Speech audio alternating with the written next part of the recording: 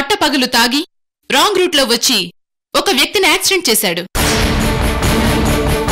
Judge గారు, అసలు ఆ యాక్సిడెంట్ చేసింది నేను. ఈ అబ్బాయిని కస్టడీలోకి తీసుకుని విచారించవలసిందిగా పోలీసులు వారిని ఆదేశిస్తూ కేసు వాయిదా వేస్తున్నాను.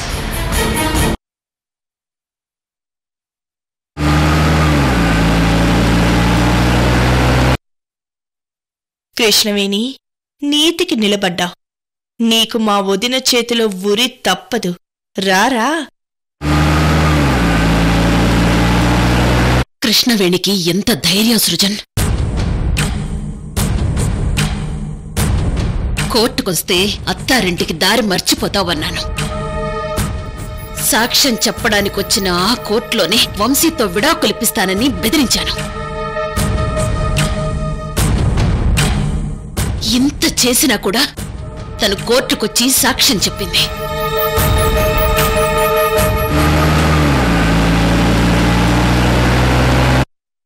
చివరి నిమిషంలో లాయర్ గారు ఆ అబ్బాయితో నాటకం ఆడించి కేసుని వాయిదా పడేలాగా ప్లాన్ చేశారు. మనం ఈ శ్రద్ధ ముందే తీసుకొనుంటే ఈరోజు అరవింద్ని ఆ ఎస్ఐ జైల్లో ఉంచేవాడు కాదు. కృష్ణవేణి రాదు అనుకుని మనం ఈ జాగ్రత్త పడకపోయుంటే నో. రత్న, మన కోడలు కృష్ణవేణి వ్యక్తిత్వం గురించి నువ్వింకా పూర్తిగా అర్థం చేసుకోలేదు. ఏంటి అర్థం చేసుకునేది గడిది గుడ్డు? అందరూ నీ మాటే వినాలని ఎలా అనుకుంటావు రత్న? ఇక్కడ నేను ఇంటి యజమానురాల్ని, అత్తగారిని. అయితే అయితే ఏంటి? అత్త చెప్పినట్టు కోడలు వినాల్సిందే. ఎంతమంది ఇళ్లలో అత్తలు చెప్పినట్టు కోడలు వింటున్నారో నీకు తెలుసా? అవన్నీ నాకు అనవసరం. నా ఇంట్లో ఈ అత్త చెప్పినట్టు కోడలు వినాల్సిందే. రత్న, మన ఇంటి వ్యవహారం వేరు, గొడవ వేరు. అంటే కృష్ణవేణి చదువుకుంది, వ్యక్తిత్వం ఉన్నమ్మాయి. అన్నింటికి తలాడించమంటే తను అలా చేయదు. ఓహో, కోర్టుకొచ్చి సాక్ష్యం చెప్పింది కాబట్టి కృష్ణవేణి వీరవనిత ధీరవనిత అని మెచ్చుకుంటున్నారా? నీతికి నిజాయితీకి నిలబడిందని పొగుడుతున్నారా? నేనేం పొగడటం లేదు రత్న, తనని అర్థం చేసుకున్నాను. మాట్లాడకు సృజన్.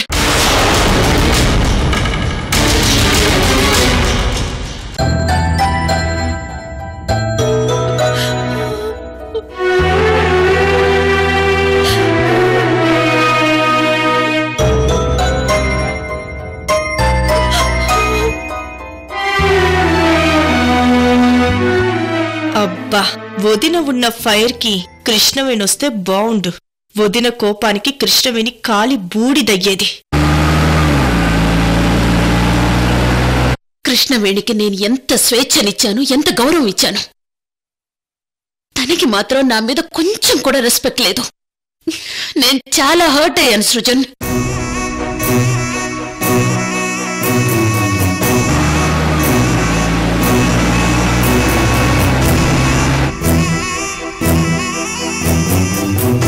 అత్త గౌరవాన్ని కాపాడలేని కోడలుంటే ఏంటి, లేకపోతే ఏంటి? కృష్ణవేణి అలివేణిలను నెత్తిమీదెక్కించుకొని ఆడపడుచును అవమానం చేసావు కదా వదినా, అనుభవించు.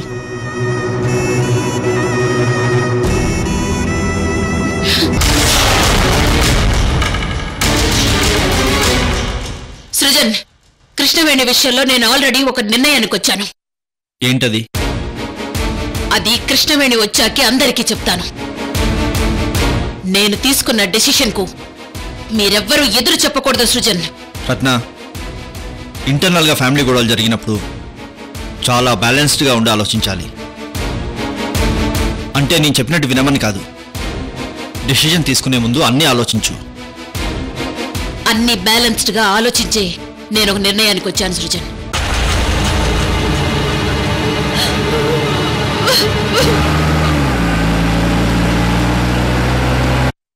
వదినా, కృష్ణవేణి చాలా పెద్ద తప్పు చేసింది. మీ మాట జవదాటింది అంటే మీరంటే తనకి లెక్కే లేదు. ఈ ఇంట్లో అన్నయ్యతో సహా మేమంతా మీ మాటని గౌరవిస్తాం. అలాంటిది ఈరోజు కృష్ణవేణి మీ మాట కాదని కోర్టుకొచ్చి మిమ్మల్ని అవమానించింది వదినా.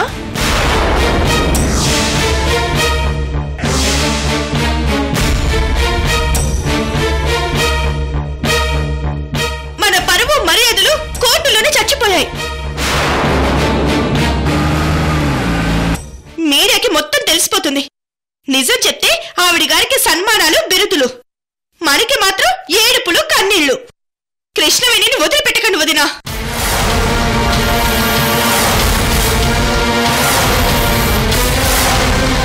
ఈ రత్నప్రభాదేవి విశ్వరూపమేంటో ఈరోజు కృష్ణవేణి చూస్తుంది.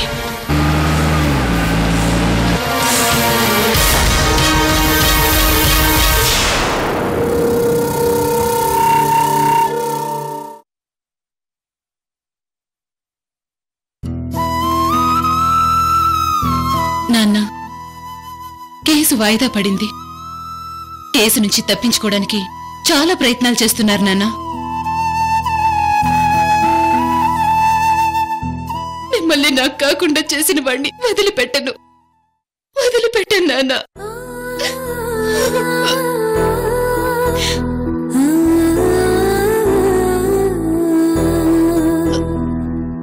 ప్రజ్ఞాదేవి గారు, మీ నాన్నగారు బ్రెయిన్ డెడ్ అయి కోమాలోకి వెళ్లి 3 days అయ్యింది.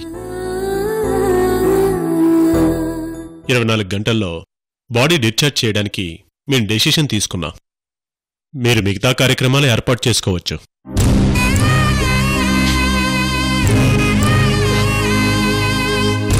డాక్టర్ గారు, నాన్నగారు బ్రెయిన్ డెడ్ నుంచి బయటకు వచ్చే ఛాన్సే లేదా? మీ నాన్నగారికి మెడికల్ రిపోర్ట్స్ ప్రకారం ఆ ఛాన్స్ లేదు. బ్రెయిన్ డెడ్ అయ్యాక మళ్ళీ మనిషి కోలుకుని తిరగడం అన్నది ప్రపంచంలో 1-2 కేసులున్నాయి అంతే.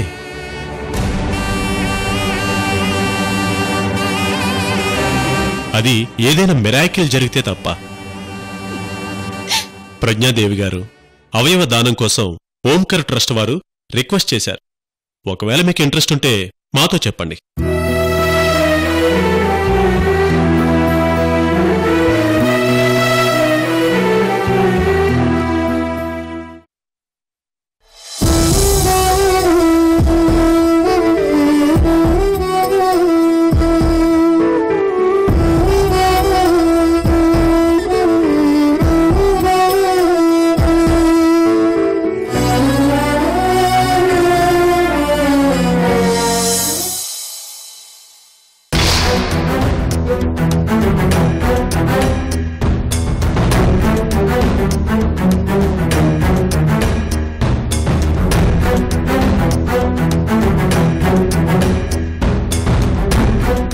నేను ఈరోజు శశిధర్ గారికి ఫోన్ చేసి కనుక్కున్నా అన్నయ్య. నేనే యాక్సిడెంట్ చేశాను వచ్చిన అబ్బాయిని మన రత్నప్రభ గారే అరేంజ్ చేశారట. వీరభద్రం, నువ్వాగు. ఏమయ్యా, ఇప్పుడు మీకు తృప్తిగా ఉందా? మీ మేనకోడలి నీతి నిజాయితీలు కోర్టులో చూశారు కదా. ఈ రాత్రికి ఊర్లో దండోరా వేయించండి అయ్యా. నా మేనకోడలు కోర్టుకొచ్చి సాక్ష్యం చెప్పింది, నా రక్తం నా పెంపకమని ఊర్లో గొప్పగా దండోరా వేయించండి అయ్యా. ఏం మాట్లాడుతున్నావు నువ్వు? మీరు అన్నారు కదయ్యా, రక్త సంబంధానికి ధర్మానికి మధ్య ఇది ధర్మయుద్ధమని. ఎవరు గెలుస్తారో ఎవరు ఓడతారో చూడాలనుందన్నారు కదా. నేను ఎవరికి తల వంచను, ఎవరి దగ్గరికి దేహి అని వెళ్ళను అన్నారు కదా. మీ మేనగోడలు కూడా అదే చేసింది. ఎవరి మాట వినలేదు, కోర్టుకొచ్చి మొత్తం చెప్పింది. దానికి నన్నేం చేయమంటా లక్ష్మి? కూతురు మీద మీకు ప్రేమ లేదయ్యా. లక్ష్మి, అవునయ్యా. లేకపోతే కృష్ణవేణితో ఒక మాట చెప్పండి అయ్యా అంటే ఒప్పుకున్నారా? అస్సలు ఒప్పుకోలేదు. లక్ష్మి, ఇప్పుడు కోర్టు వాయిదా పడింది కదా. వాయిదా పడితే ఇప్పుడు వెళ్ళి కృష్ణవేణిని అడుగుతారా? వదిన, కృష్ణవేణి సాక్ష్యం చెప్పినా ఈ కేసు మనమే గెలుస్తాం. ఆ నమ్మకం నాకుంది. రత్నప్రభ గారు అన్ని రకాలుగా ఆలోచించి అరవింద్ని బయటకు తీసుకురావడానికి ప్రయత్నం చేస్తున్నారు. చూశారు కదా, విచారణ విషయంలో కోర్టు వాయిదా పడేలా చేశారు.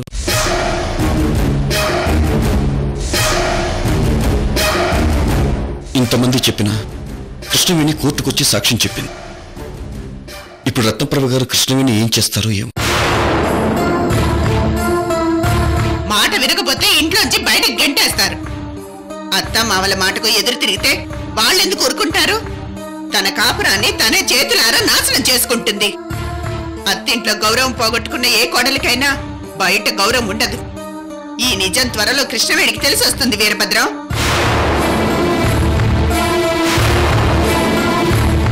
కృష్ణవేణి అమ్మ అని పిలిస్తే నా గుండెల్లో కూతురి స్థానాన్ని ఇచ్చాను. అలాంటిది ఈ రోజు నా కూతురి జీవితాన్ని నాశనం చేయాలనుకుంటుంది.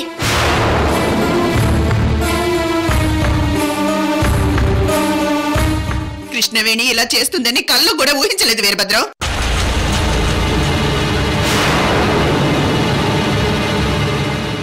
నాన్న అమ్మ అని పిలిచే అర్హత కృష్ణవేణి కోల్పోయింది. నేను బ్రతికుండగా ఇంట్లో కృష్ణవేణి అడుగు పెట్టలేదు.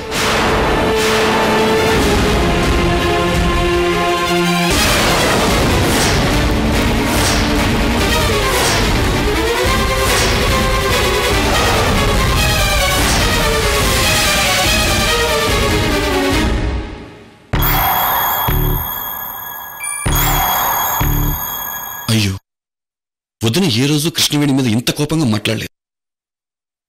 కృష్ణవేణి మీద తనకింత కోపం వచ్చిందంటే ఇక రత్నప్రభ గారు ఇంకెంత కోపంగా ఉన్నారో.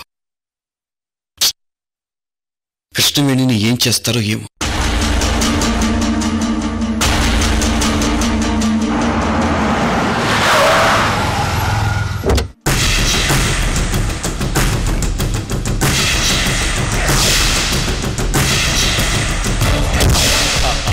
అక్కా, బావా, అక్కా, బావా, అక్కా.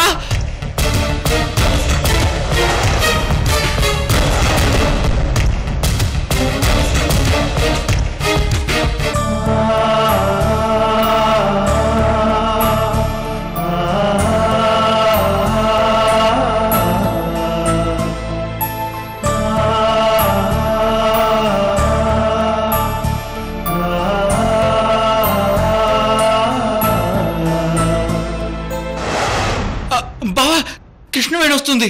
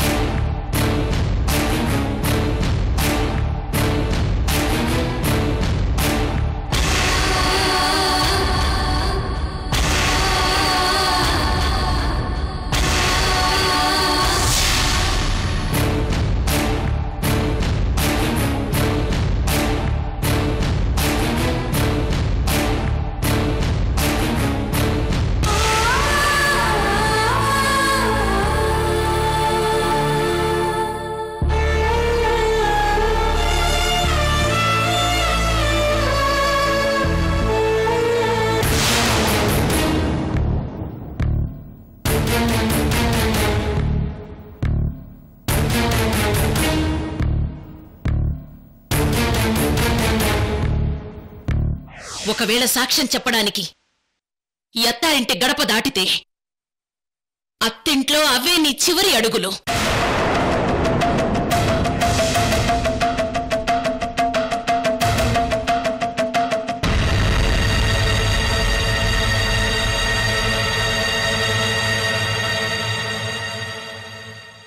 ఆగు.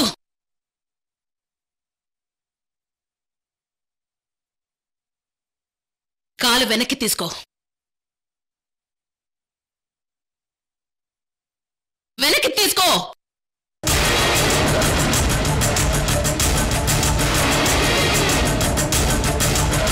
ఈ ఇంట్లో నుంచి అడుగు బయట పెట్టకు అని వార్నింగ్ ఇచ్చాను.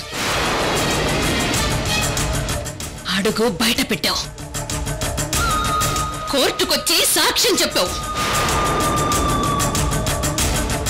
ఈ రత్నప్రభాదేవి గురించి నీకు తెలిసి అన్నీ ఆలోచించి అడుగు బయట పెట్టావా నువ్వు? కోర్టుకొచ్చి నువ్వు ఈ సాక్ష్యం చెప్తే అరవింద్కి శిక్ష పడుతుందని నీకు తెలుసు. అయినా సరే వచ్చావు, సాక్ష్యం చెప్పావు. ఒక్క అరవింద్నే కాదు, నీ ప్రవర్తన వల్ల మా అందరినీ అవమానించావు.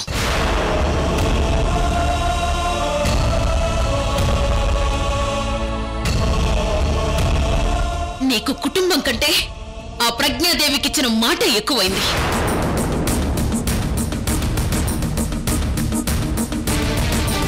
నీ మరిది క్షేమం కంటే పరాయి వాళ్ళ క్షేమమే నీకు కావలసి వచ్చింది.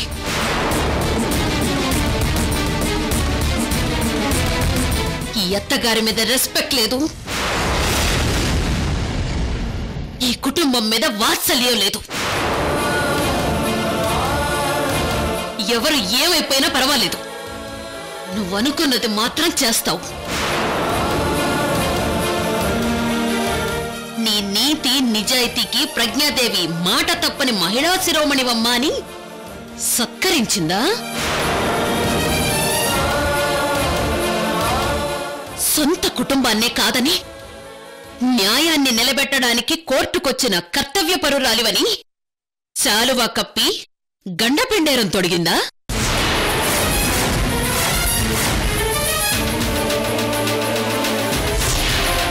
సాక్ష్యం చెప్తే ఏం జరుగుతుందో తెలుసు. అయినా సరే సాక్ష్యం చెప్పి తప్పు చేశానన్న చిన్న ఫీలింగ్ కూడా లేకుండా దర్జాగా ఇంటికొచ్చావు.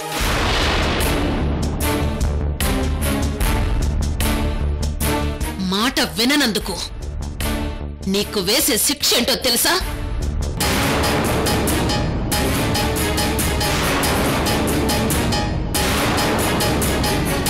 నువ్వు నా కొడుకు జీవితాన్ని తలక్రిందులు చేద్దావనుకున్నావు, కానీ నీ జీవితం తలక్రిందులవుతుందని నువ్వు ఊహించుండవు కృష్ణవేణి. అమ్మా కృష్ణవేణి, కోర్టుకొచ్చి సాక్ష్యం చెప్పాలా లేదా అన్నది నీ వ్యక్తిగత నిర్ణయం. అది మేము నీకే వదిలేశాం. ఎందుకంటే నీ మీద మాకున్న గౌరవం. సరే, సాక్ష్యం చెప్పావు, ఇంటికొచ్చావు. నువ్విలా చేసినందుకు మేమంతా బాధపడుతున్నాం. ఎందుకంటే మాకు నిజం కంటే అరవింద్ జీవితం ముఖ్యం కాబట్టి.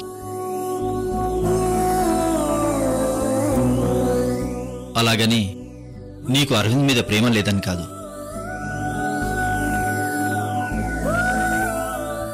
సమస్యను నువ్వు వ్యక్తిగతంగా చూశావు, మేము కుటుంబపరంగా చూశాము. తేడా అక్కడే ఉంది. కానీ ఒక కోడలిగా రత్నకు నువ్వు సమాధానం చెప్పాలి.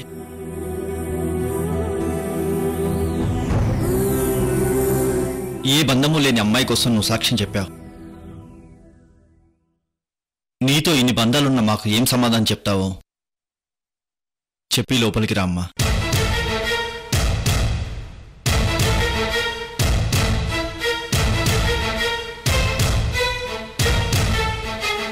మీరేంటి పాము చావకూడదు, కర్ర విరక్కూడదు అని కోడల్ని ఇండైరెక్ట్ గా కాపాడదామన్న ఉద్దేశంతో మాట్లాడుతున్నారు?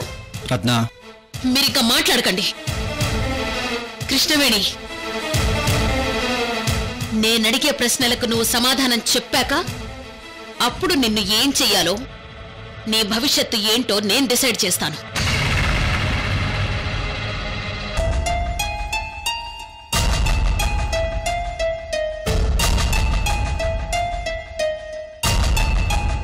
నేను వద్దని చెప్పినా నువ్వు కోర్టుకి ఎందుకు వచ్చావు?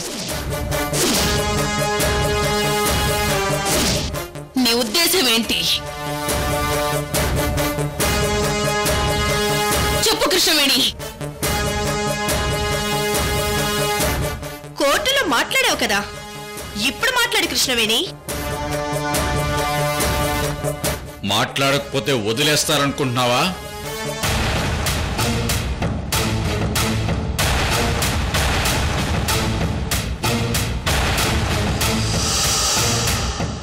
మేడం, నా మరిది మీద నాకెంత ప్రేమాభిమానాలున్నాయో అది నాకు మాత్రమే తెలుసు. నా సాక్ష్యం ద్వారా నా మరిదిని శిక్షిస్తున్నానని తెలిసి నాలో నేను గుండెలు పగిలేలా ఏడ్చాను. నా మనసులో ఎంత తల్లడిల్లిపోయానో నాకు ఆ దేవుడికి మాత్రమే తెలుసు మేడం.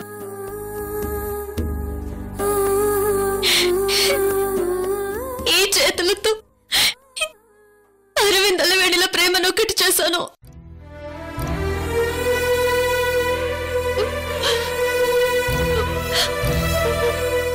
ఈ చేతులతో వాళ్ళిద్దరిని ఆశీర్వదించాను.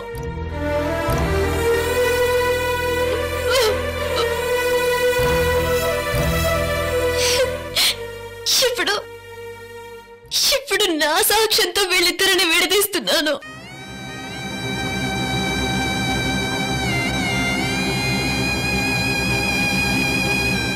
నేనెంత పాపాత్మురాలునో, నేనెంత దుర్మార్గం చేస్తున్నానో నాకు తెలుసు మేడం.